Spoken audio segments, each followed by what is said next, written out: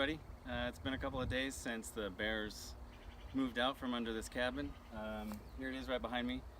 I wanted to tell you a little bit about the network and camera infrastructure, and then we'll jump in underneath of the cabin and take a look around. This is one of the main cameras. In the video feed, this was called outside camera. It looked basically this way all the time. And this was sort of the overall camera that if the bears were outside, this was the wide angle that would show them in the yard. So that's what this directional antenna right up here is part of the network system that we installed to create a bridge, a network bridge between the house where there is a DSL line and the cabin, which is where all of the video was coming from 3 cameras all the time, and then being processed by a software called OBS and then sent out to YouTube.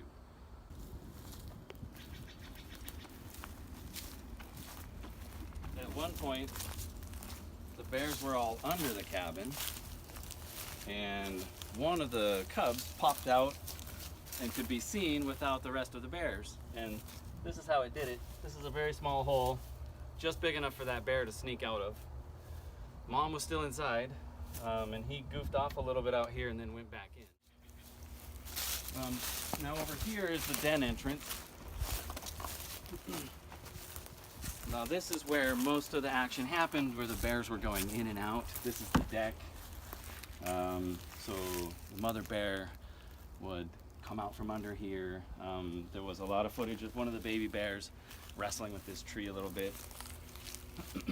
This is the camera that was capturing, this is called the den entrance camera. Usually it was pointed sort of this direction. And then when the bears came out into the yard, I could control it. You can see it, this camera can rotate, and it would rotate all around. One thing to add about the cameras, if you see these little LEDs all around the camera here, those are infrared night LEDs, so those are invisible to the bears. There were times when on this camera you could see the LEDs at night from that camera and vice versa. It looked really bright, but to the bears it was dark. So now I'm gonna show you how the bears had to crawl under the deck and then through a hole in the foundation, and then we'll check out the foundation, the den, and we'll get those destroyed pieces of that original camera. So the bears would crawl under here, and you can see I'm under the porch, but then that hole right there in the foundation is what the bears were going in and out of. So there were times when the outdoor cameras couldn't see the bears and the den cameras couldn't see the bears, and that's because they were just hanging out right here. Let's see if I can get in there.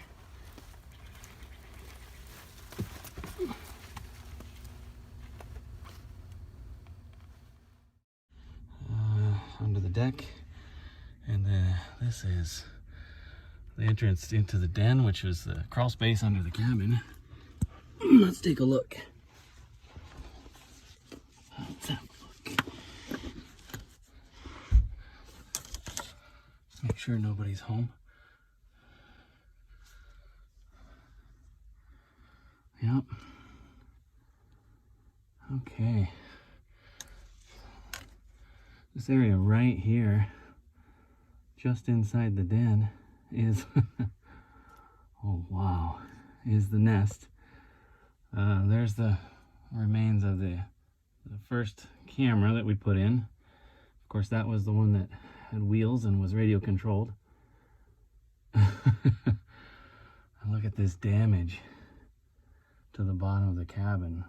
Now, we could see her doing this in the videos, but wow, had no idea it was this extensive.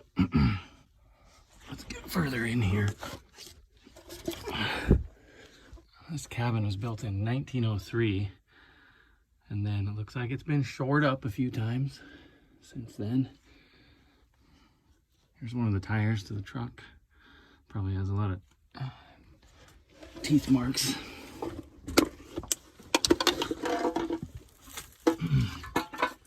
Wow. Here's the nest right here. This is about the size of it. She spent a lot of time chewing on these. Look at that. Just destroyed it. Now remember, her back was way up there.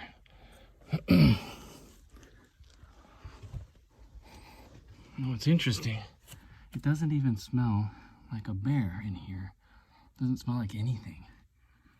Look at these marks. That's amazing. That's just amazing. Oh, here's the original camera. Right here.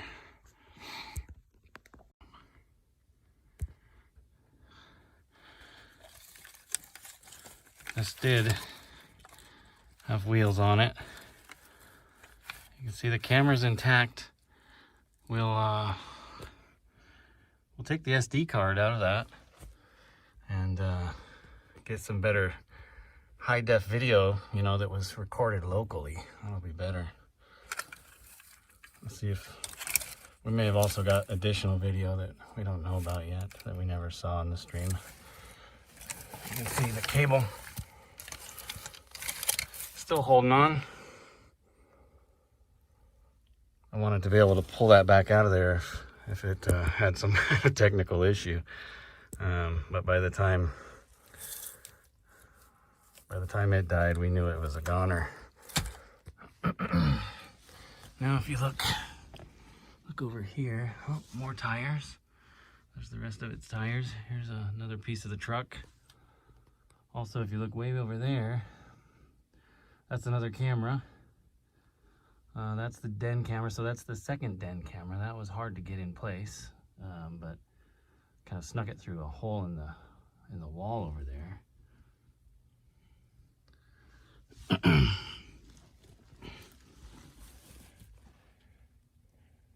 Wow. There's quite a bit of room over here. Towards the end, they transitioned into hanging out right there a lot, which was unfortunate because there was no way to see them when they were over there. Led to a little bit of confusion about where the bears were. And they would go for like a walkabout back there and then come back all the way around. Those rocks are the bottom of the rock chimney inside the cabin. This is what the bears would see leaving the foundation area.